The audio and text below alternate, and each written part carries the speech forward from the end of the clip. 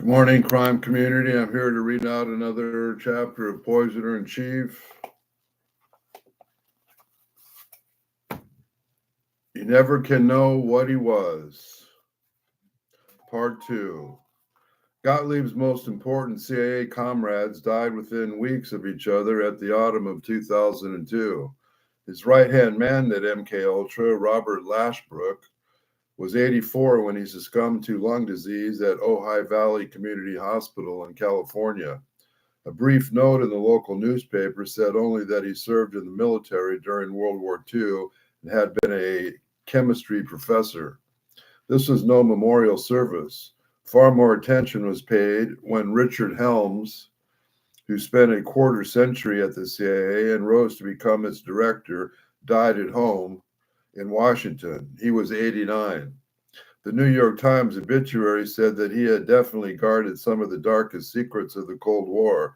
It quoted his justification for lying to the Congressional Committee about his role in overthrowing the government of Chile in 1973. I had sworn my oath to protect certain secrets. Like other CIA officers touched by scandal during the 1970s, Helms had to choose which of two promises to keep.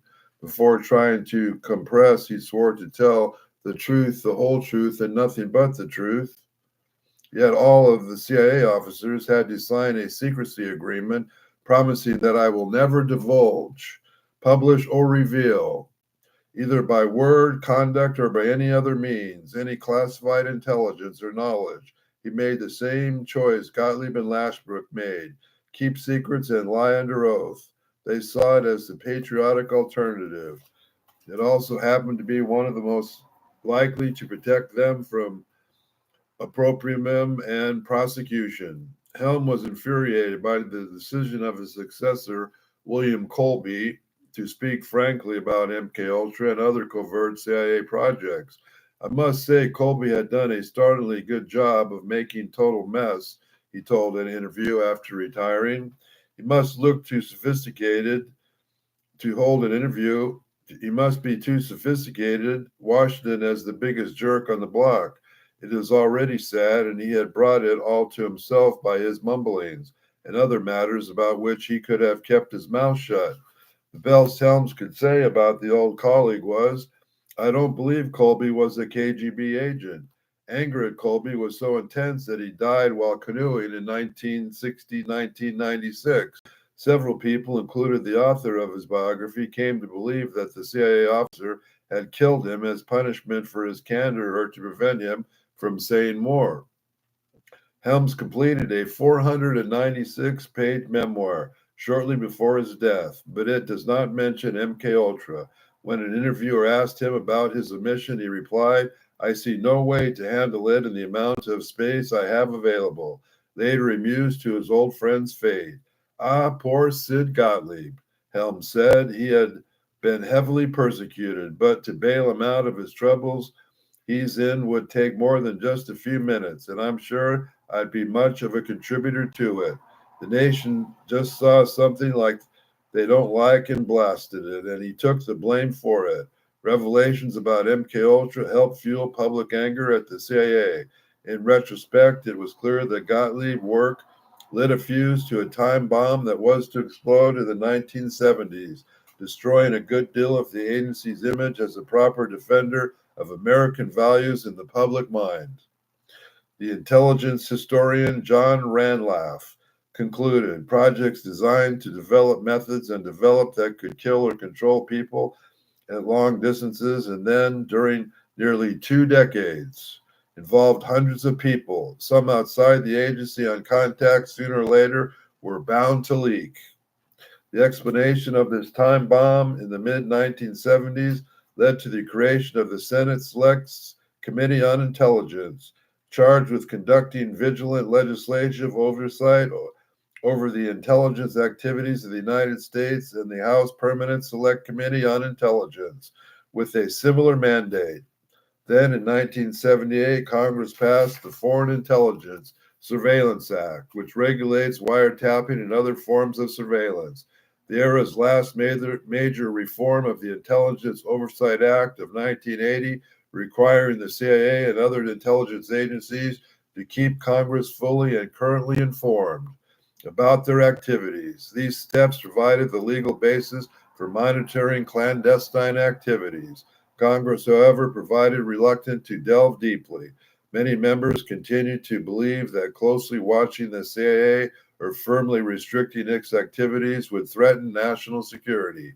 The view became even more appealing over the terror acts of September 11, 2001. Congressional oversight of intelligence agencies had not led to deep changes in the way those agencies operate. My sense is that the new oversight procedures adopted in 1975 and the strengthened over the next 20 years has improved the balance between the liberty and security of the United States, wrote Locke Johnson, who worked for the Church Committee.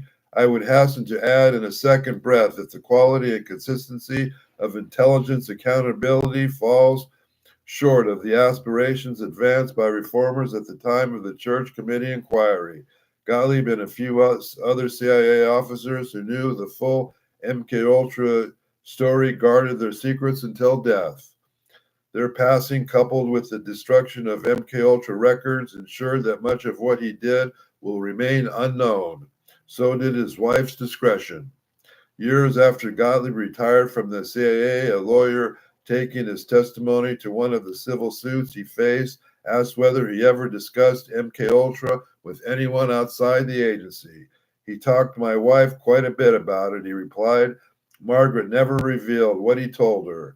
A reporter called her 2 years after her husband died, but she refused to meet him. You never get it right, she said. You never can know what he was. I would just as soon it never be talked about again.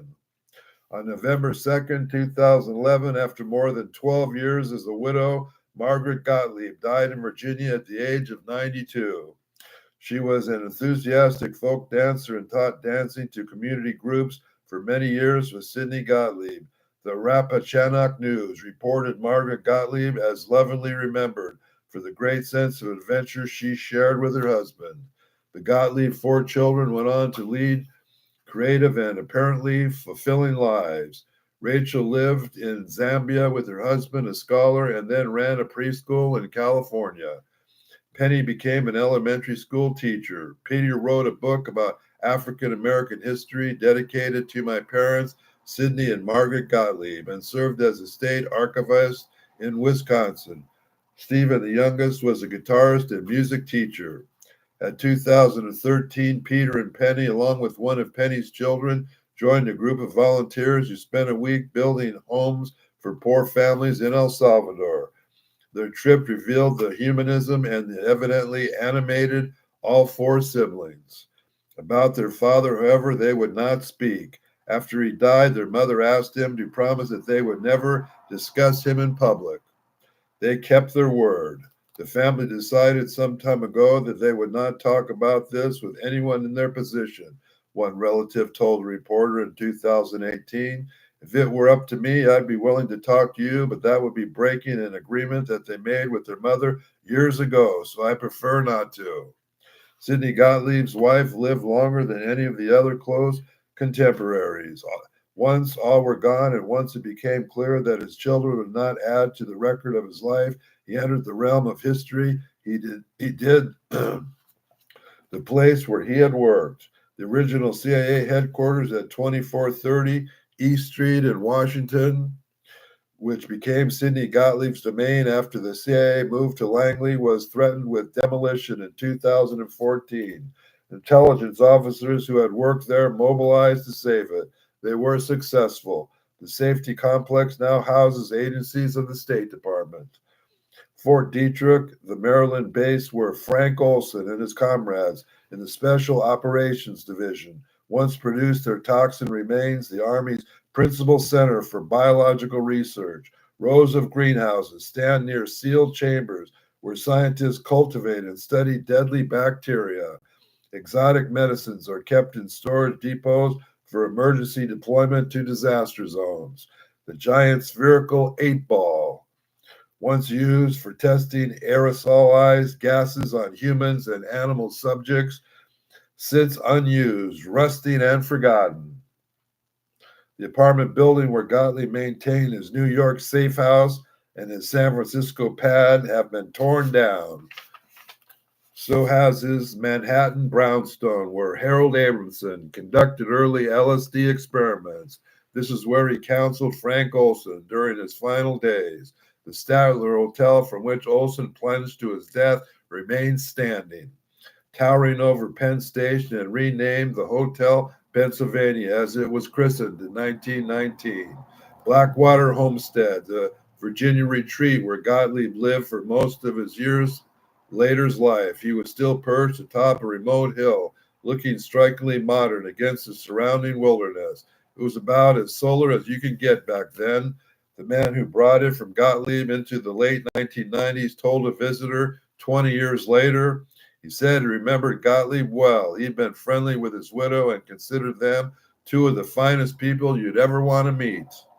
The installations in Germany where Artichoke and MK Ultra interrogators conducted intense experiments either no longer exist or serve entirely different purposes. Camp King, where the rough boys abused prisoners alongside Gottlieb's men and their ex-Nazi advisors, closed in 1993. Villa Schuster remains standing and looks much as it did when suspected spies and other unfortunates were tormented there. It was briefly in the news after two German researchers published a heavily documented study in 2002 entitled Codename Artichoke: Secret Humans Experimentation by the CIA. One newspaper called it a villa with dark secrets where the CIA once conducted experiments on human beings.